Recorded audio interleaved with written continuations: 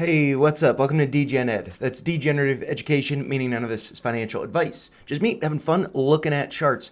And so this is pre-market prep for Wednesday, March 26th. Going to be going over the usual tickers, and then I also added GameStop onto the list because of the announcement that they will be adding Bitcoin to their treasury balance. And yeah, I think that looks really good. I think that they are up 15%, over 15% in the pre-market, so will be pretty exciting to look over at that. And also forgot to mention this yesterday, but I have the chat open, but I won't be checking it until after I've gone through these tickers. So if you want to hang out, we can chat at the end of this. It'll probably take me about 20 maybe to 30 minutes to go through this list, but anyways, let's dive into it, starting off with, as always, the UVIX, which is the 2x long VIX futures ETF, which closed yesterday at a price of $29.57, being up 1.27% on the day, but actually pulling back a little over 1% in the pre-market, around 29.25. And so as we can see here, yesterday did have a nice little green candle there at the bottom, having hit a low on the day of 28.67. So nearly hit that alert that I had placed there. I'm glad I didn't get greedy and put this at 27. But yeah, we'll have to see where this takes us in the coming days. It does look like we now have, this gap to the upside at a price of, let's see, 30. Oh, wait, I'm looking at the low, sorry. At the closing price, 33.36, so that is marked correctly there. Just got to double check. And yeah, so just going to make that dashed and blue so we know there is a gap up there. And that is locked in place. Yeah, so maybe we do bounce up to fill that. But I suspect, as you might be able to tell by this red shaded box, that we might be going down, a couple more days. I feel like the markets will continue to rally this week, and with that, the UVIX as well as the VIX will be coming down. But then maybe there's going to be some news over the weekend that this starts to head higher. So I'm going to wait to consider getting this, adding a little bit of a position until after it crosses $28 a share. So we'll have to wait and see about that. But then looking over here at the 10-minute time frame, we can see how it traded yesterday. Started off the day a little bit lower, moved higher, pulled back to a little bit of a rally into close. Gave back a good amount of those gains, though, in the after hours with a little bit of a bounce into the pre-market and then pullback. So, we'll have to see what happens today. But I think, good to be waiting for, this to pull back down to below $28 a share. So we'll have to wait and see. I'll keep you posted on it tomorrow. But also did want to pull up the VIX. This is the Market Volatility Index, which also had, a little bit of a small candle, maybe a spinning top, maybe a reversal signal there. This one's red, though. This one closed lower, closing at a price of $17.15, being down at nearly 2% on the day, and trading well below $20 a share now. And I do think that this could be heading lower, like to this yellow downtrend, which was resistance over here, might be flipping to support, and I think it'd be pretty appealing around 1485 or around 15, and maybe actually just want to adjust that alert to be 15, just get the whole number there. But there was this previously filled gap there, that blue line down there. So we'll have to wait and see if that does get filled. And or not filled, but retested, I should say. And one thing I always forget to do this when looking at the UVIX, just kind of wanted to consider the volume. Yeah, volume does look like it's pulling back a good amount as this goes lower.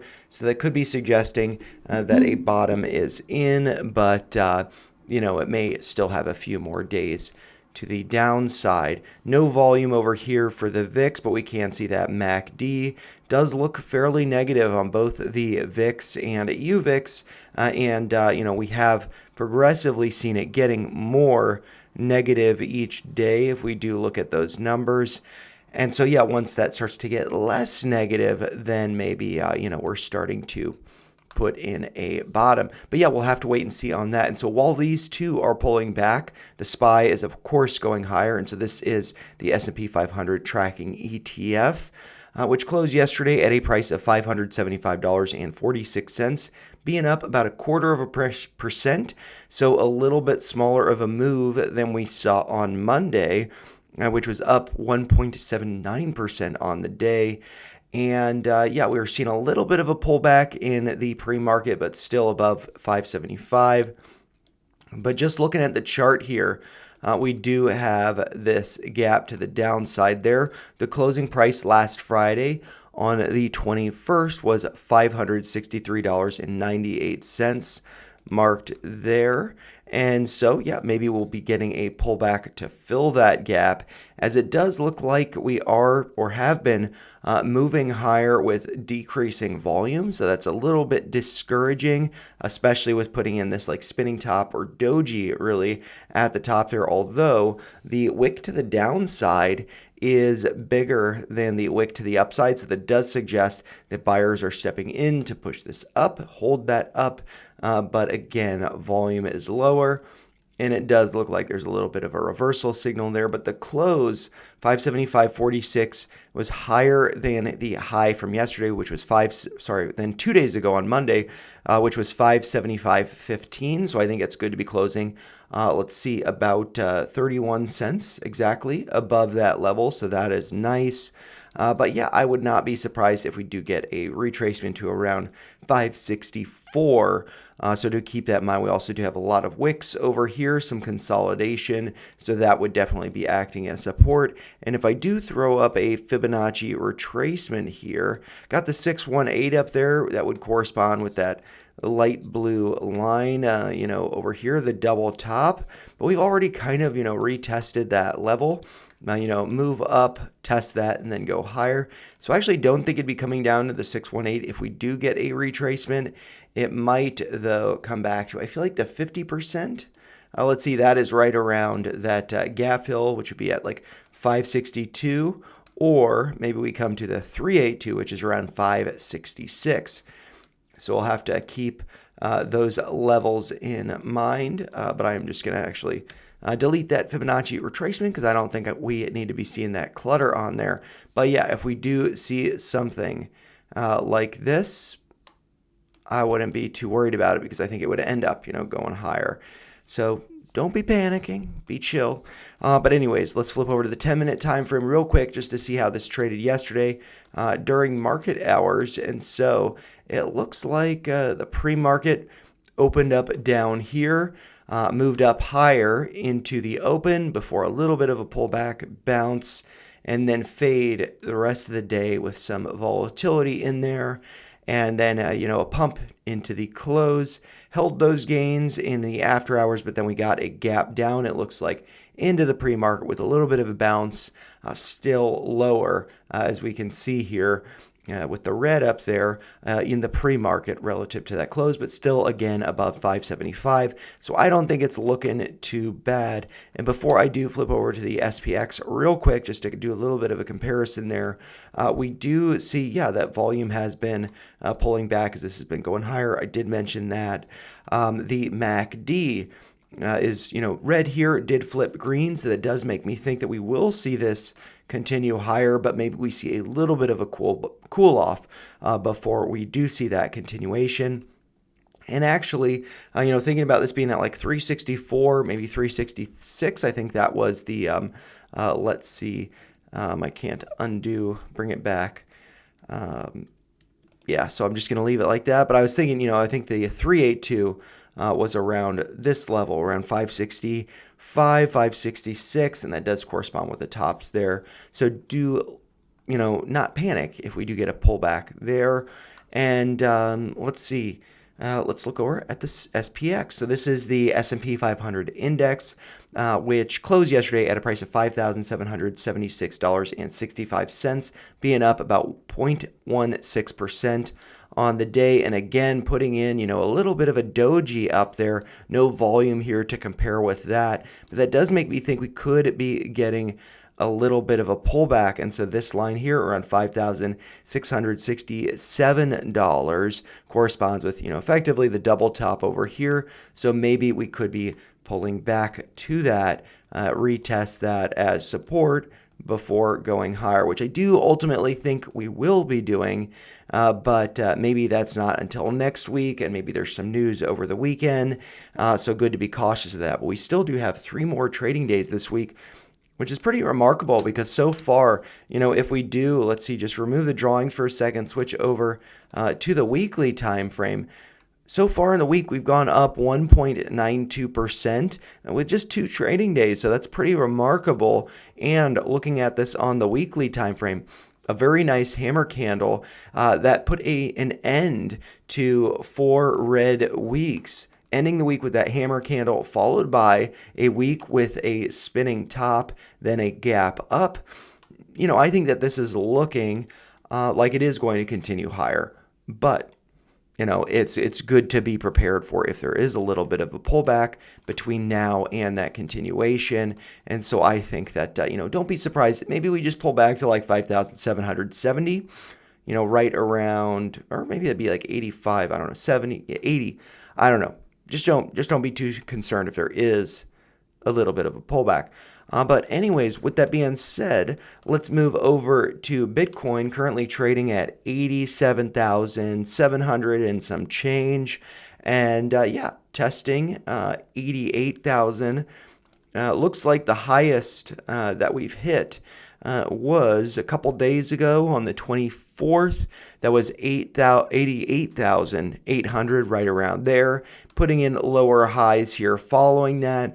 But we are, above this level. And so maybe I actually want to change that color to green to suggest that it might be acting as support if we are able to hold above it. And that level is, of course, based on the all-time high, and then the other pivot point being the opening price from February 21st. So no opens or closes above that level until, right over here. So we'll have to see. Maybe we do break down to fill this CME gap that I've been talking about. It's right around $84,000. So we'll have to wait and see. And I do think that this alert here at 86,000, that's above, but maybe I want to switch that to below. So get alerted if it does head down there. I am still looking forward to the possibility of Bitcoin coming down to 75 or 72,000 to add a little bit more aggressively than I have been doing with my daily DCAs, which is just $5, so nothing too crazy. That would be $10 at those levels. That's what I'm doing. You do you. And then if it does head to those levels, I would look for, an excellent dip buying, a fun dip buying opportunity at 69,420. I would go pretty heavy down there. But to be honest, I don't think that's going to happen. I don't necessarily think any of these levels are going to be happening at this point. But I'm just chilling. I'm waiting for that to be happening. And one thing, I actually might have it pulled up in the web browser, but this is something I'm considering doing.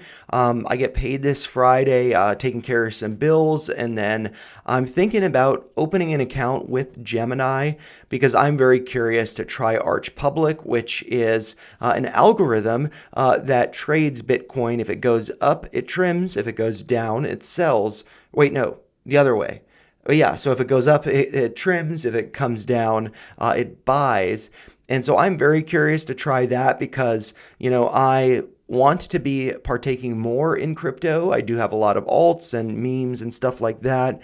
But I feel like maybe it's good to be a little bit more risk off. And I feel like trading Bitcoin with a bot or with an algorithm might be a really nice thing to do because I'd be happy to accumulate more Bitcoin for the long term. I feel like that's a safe bet. But also, if I can just be swinging that for some profits, I think that'd be pretty cool. So maybe next week I'll start to explore this and maybe I'll do a video on using Arch Public within Gemini. That might be pretty cool. And so, I'll kind of go over that trading plan with that. But, speaking of Bitcoin going up and also the possibility of it going down, let's look over real quick at, the ProShares Short Bitcoin ETF, which is BITI, closed yesterday at 2460, being up 0.2% on the day.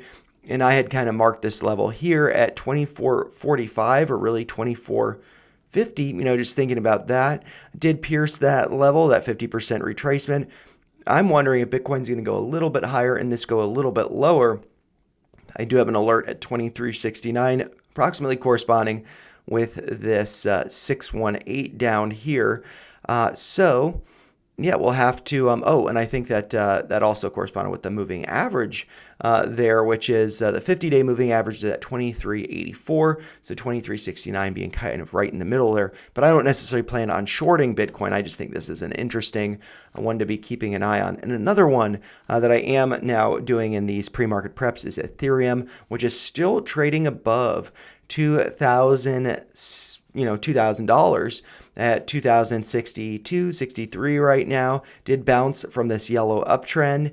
And if we do take a step back to look on the weekly, we can kind of see this, what I'm envisioning for where Ethereum could be going. And so you might be a little bit concerned that, hey, why do you have this green trend line over here? Maybe that does suggest that Ethereum is going to be pulling back, which would be about, a 30% reduction in price, coming down to around $1,400 or $1,500 a share. And so that is based on the pivot high from June of 2019 and the pivot low from June of 2022, whereas this yellow uptrend is just based on these lows. Does look like currently we are bouncing from that level, but maybe we do continued lower. Just like over here, we bounced, we continued lower. Maybe we do see another leg to the downside. And something interesting, I might want to do just a Fibonacci extension. So going from the high here to the low here to see where that takes us, going back up to that high. And that would effectively be, kind of predicting where this could be going to the downside. And that would actually be suggesting a sub $1,000 level. I don't think that's happening. I think that people will probably be eyeing, $1,000. But I think they'll be getting left behind. But anyways, like the real reason why I have this here is to be considering this on the log scale. Because on the log scale, it suggests actually that we are at support. And what kind of the psychology that I view with Ethereum here is that, maybe a novice trader, and I might be in that category, would be viewing this on the linear and saying, hey, we're potentially at support, but we could be going even lower to this support line. But when in fact, if we do look at the log scale, that would suggest that we're actually at support now. Considering that, if we do adjust the y-axis here, and then we do have a confluence of levels up here, which is at, believe it or not, like $16,000, $17,000. So that's a pretty big upside move. And so from $2,000 a coin, even just getting to the all-time highs, a little bit shy of 5,000, there's at least a 2x potential here with Ethereum. And I think that there's probably, in all honesty, not getting up to 16,000, 17,000. I think that's a little ambitious, but getting up to 8,000, putting in new all-time highs, that's a 4x from where we're currently at.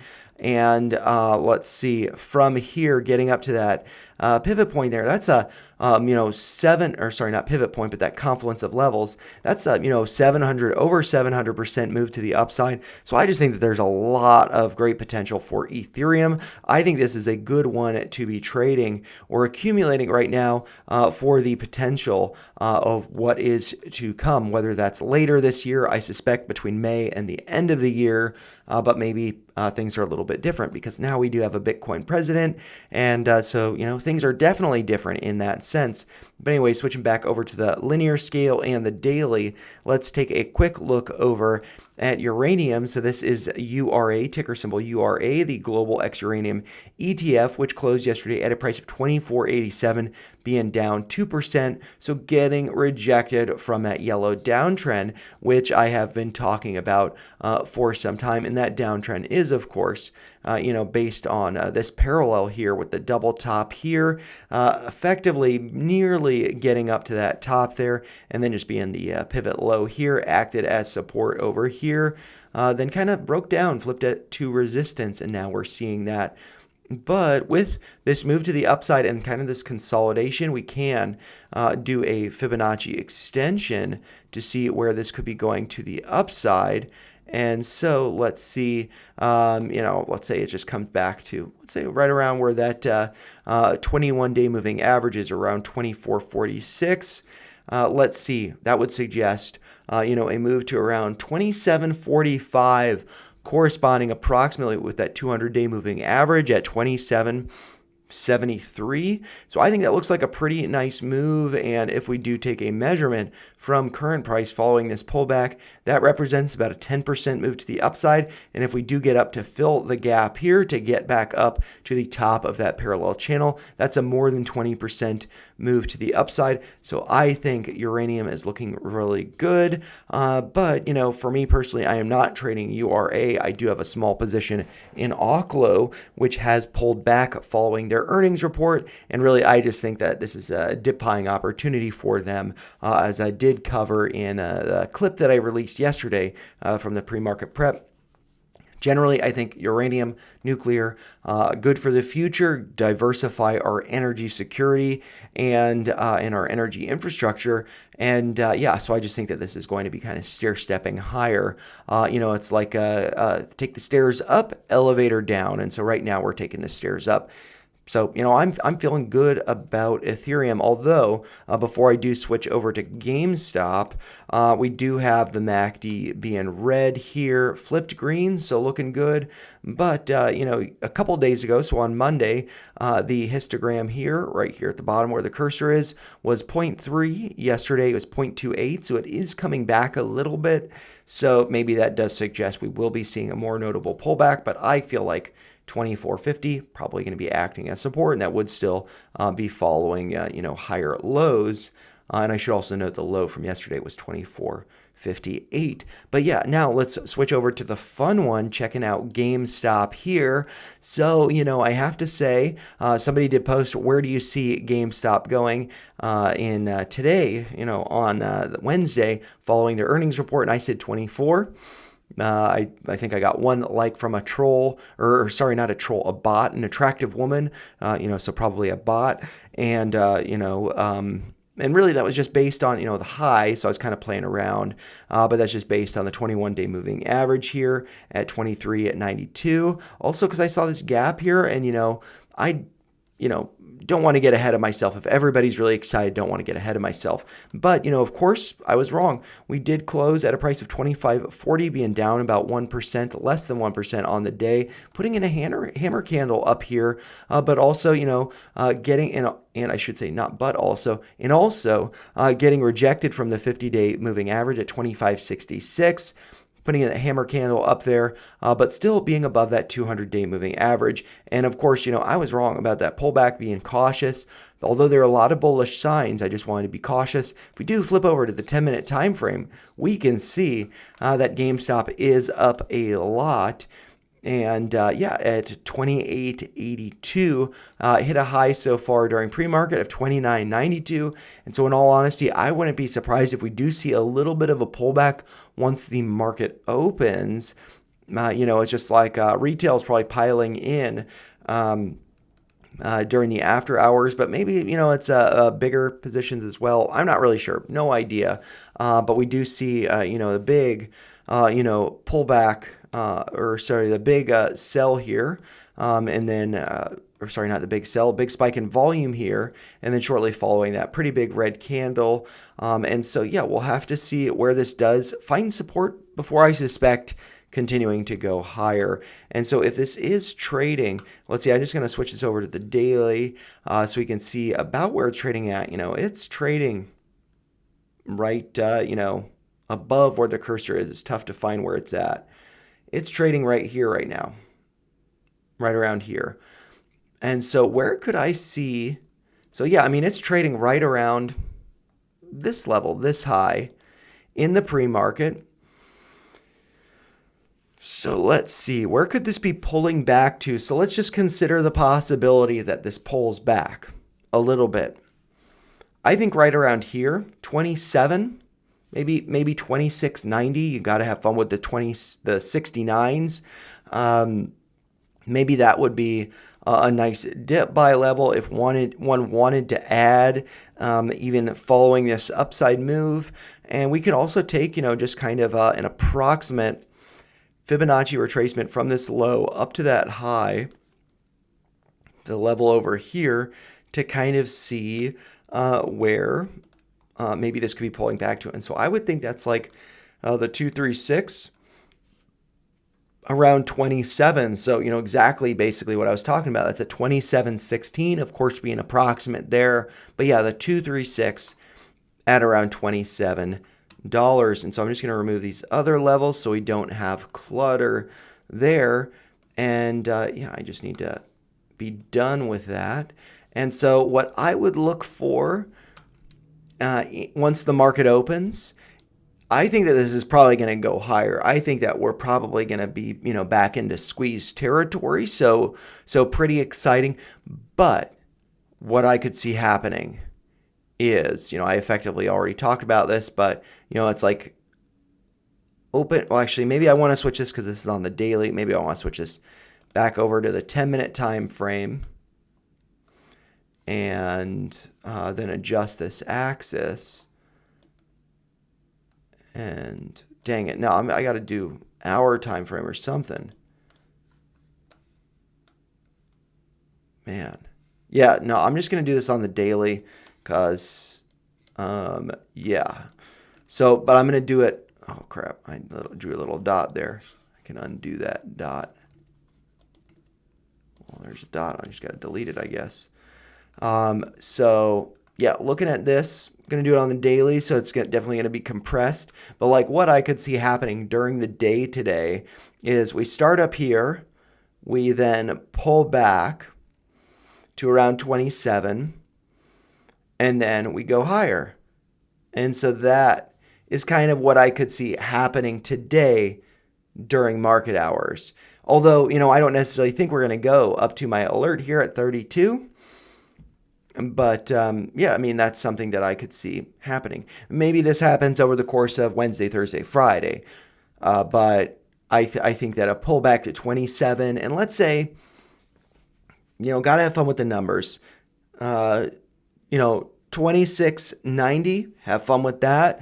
But then in case it doesn't go down to 27, let's say 27.69 or 27.42, I think that there could be a little bit of a pullback and then a bounce. So yeah, I am excited. I think we all should be. I think that, kind of momentum has changed, has shifted. So I think it's pretty exciting. But yeah, now that I've gone through all of those tickers, got about 20 minutes before we're on the hour. So I'm just going to open up the chat. Don't see anybody there currently, so I might have a little sip of coffee. It's still a little warm, but not a lot of warm. And yeah, and so I guess, some things that I had mentioned. Let's see. Tesla. Let's look at Tesla. And then also, let's look at Luminar. And so for me, I had sold some covered calls with Luminar that had a strike of $8 for this week. I actually bought them back before close yesterday because I was wondering, and so I sold them, made I think like $36. I bought them back, so I spent $8 in total. And the reason why is because I think that we could be seeing a move to the upside. We got this big bearish engulfing candle. But with that big bearish engulfing candle, what do we see with volume? Volume goes down. And then following that big bearish engulfing candle, what do we see? A hammer candle or a dragonfly doji with a big wick to the downside could be suggesting a reversal. And we also see diminished volume with that.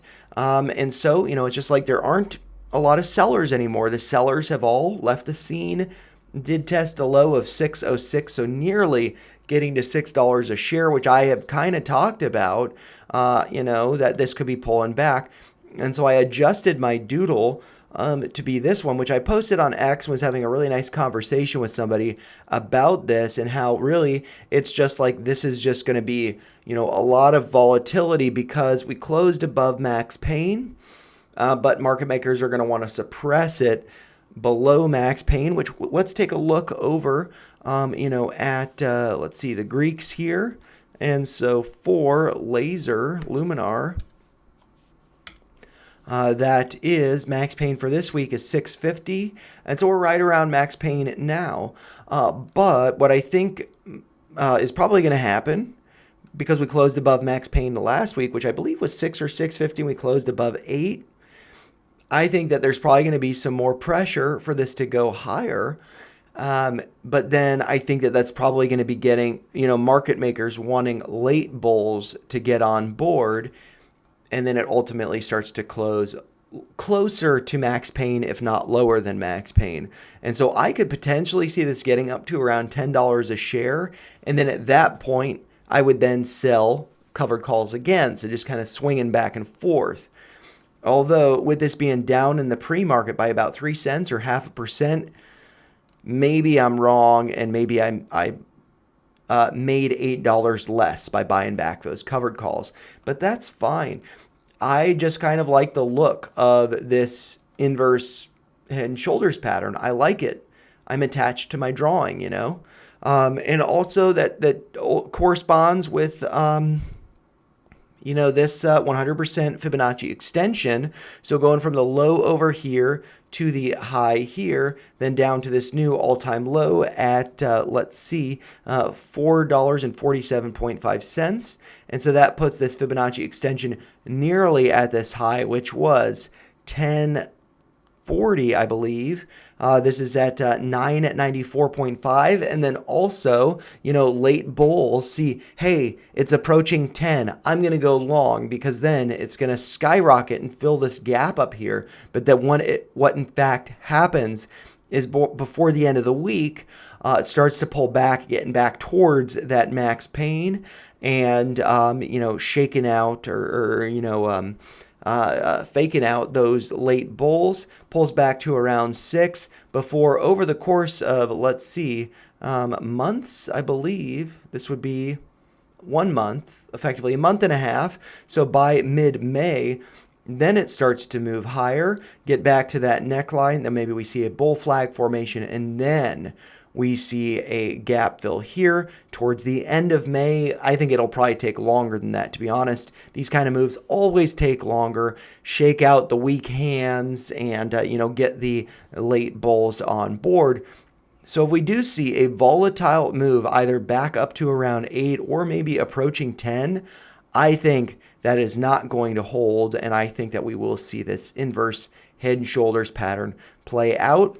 I just like the look of it.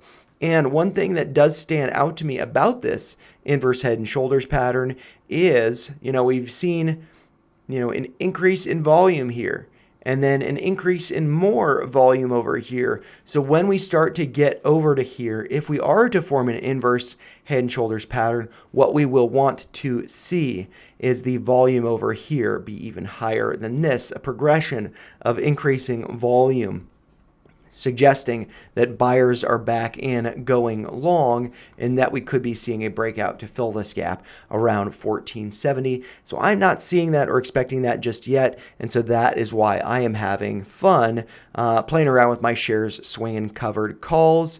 I have a small position though, only 200 shares, so no big deal. And last week I had sold 2 covered calls, so just my 200 shares with a strike of 8. Of course, on Friday last week, so on the 21st, we did close at above $8 a share, so closed at $8.35.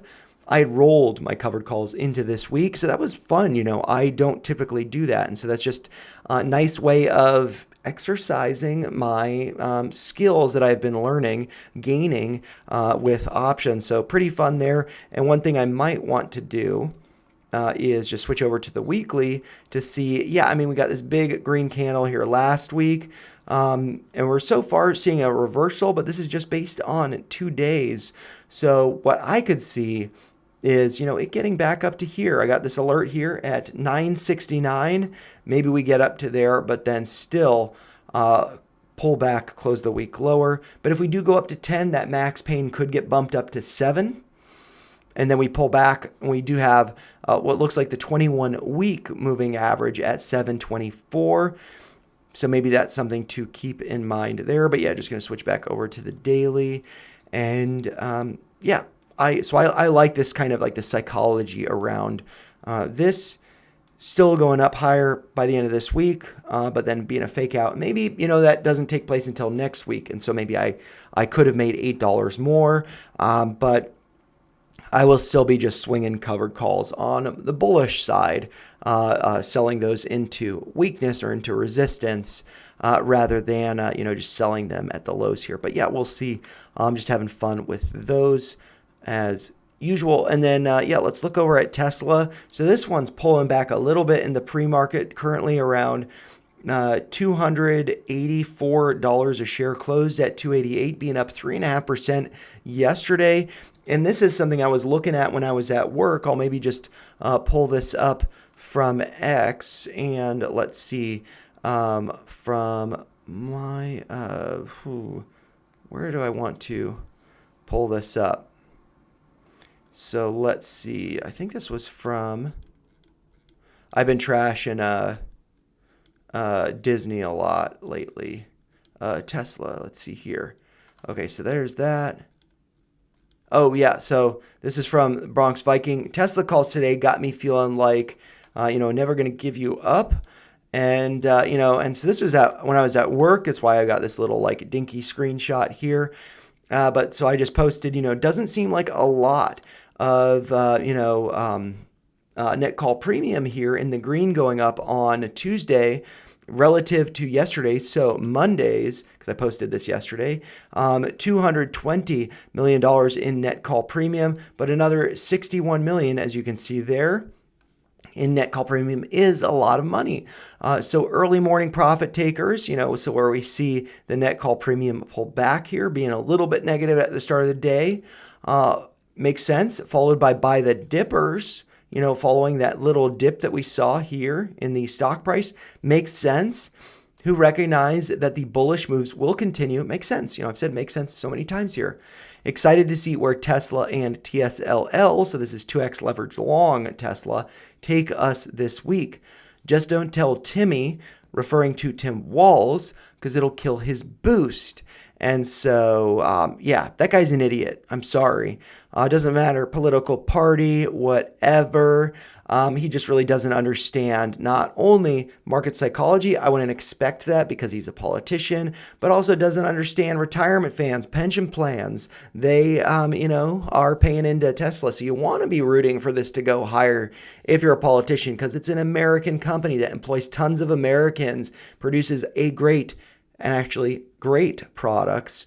It's also, this is one thing that's become very clear to me. Do you want to vote for a politician who pushes forward a Green New Deal but doesn't execute? Or do you want to vote for a politician or a public figure, a business person who pushes forward renewable energy infrastructure and an electric vehicle reality? That didn't happen before Elon Musk. So really, you see this division in political parties where you have the side that, I used to think was for renewable energy, firebombing electric vehicles and talking trash about implementing a green new future. I want to see that. I don't want to have a plan that wastes taxpayer dollars pushing that forward with no results. Tesla has results. So screw all of that. It's just so crazy to see this reversal or in political sides. I come from the background pursuing a career in climate science, not necessarily climate change, but just understanding climate. I used to study the ocean, and which is a moderator of climate, and to see, this stuff, what am I referring to? Let's see, I have it in my bookmarks. I'm sure we've all seen this. But yeah, he's just an idiot. And so that whole political side of this stuff is just, it's just stupid. So if you're in support of a renewable future, believe it or not, the party's changed. So yeah, but anyways, I don't need to be ranting or tangenting about that, but just coming back over to Tesla. 2 days. Yeah, let's see, that's slow there. But yeah, this is what I posted effectively to the Bronx Viking, where we see this small increase in net call premium, only up 61 million, only $61 million. But that's, only relative to this high that we saw here, which was 220.59 million. So a lot going along there. And very interesting too, what we see here is on Monday, all buying calls. What did we see yesterday? Looked like it was some profit taking, when it was flat here. But then towards the end of the day, the bull stepped back in. This is going higher. So I think that this is looking really good. And we could look at that bear bull slider there, majority on the bullish side. So I think that's great. And so let's see, where is the dip buying level for today? Maybe it's good to kind of consider that. And so, yeah, let's see, what was the highs from Monday? The highs from Monday was 278. And so I could see this pulling back to maybe not exactly there because we did fill that gap. But yeah, that was a nice wick down. And so I could see this pulling back to around 280, let's say. And that could be a nice dip buy before I think this is going higher.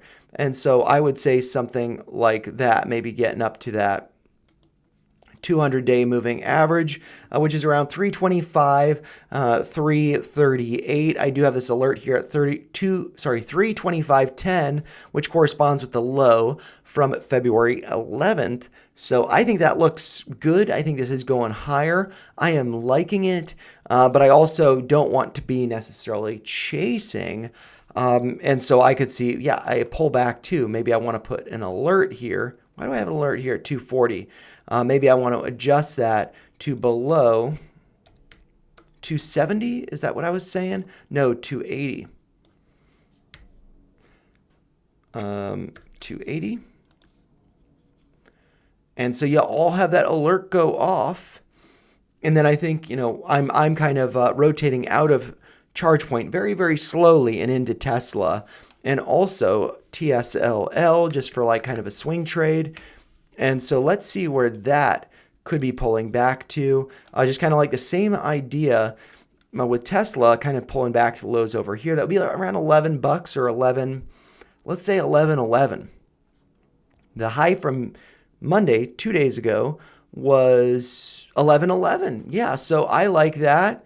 And so what I might do, I won't do it during the stream, but I might just place a dip buy order at 11.11 to get another share, just very slowly DCAing and then, trimming as it gets to at least 20% profit. Actually, no, I think I adjusted that to at least 30% profit for me because I could see this going up to around 16.97, which is again based on the low from February 11th bounce there. And so, just looking back over here, we do have, support over here around that level. Broke above, tested that support, and then that was support here, bounced before breaking lower. So I think that will be resistance.